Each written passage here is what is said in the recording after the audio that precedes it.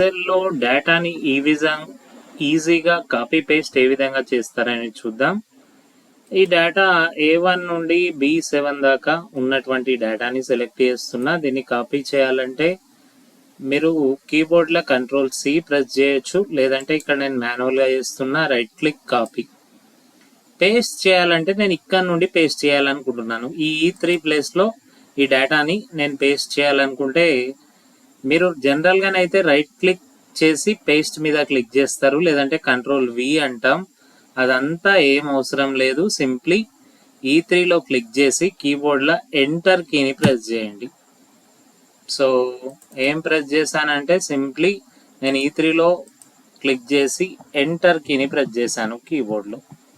ఇది easy method copy పేస్ట్ది. Thank you ఈ వీడియో చూసినందుకు. మరిన్ని ఇటువంటి వీడియోస్ కోసం నా ఛానల్ని లైక్, షేర్ మరియు సబ్స్క్రైబ్ చేయండి. Thank you.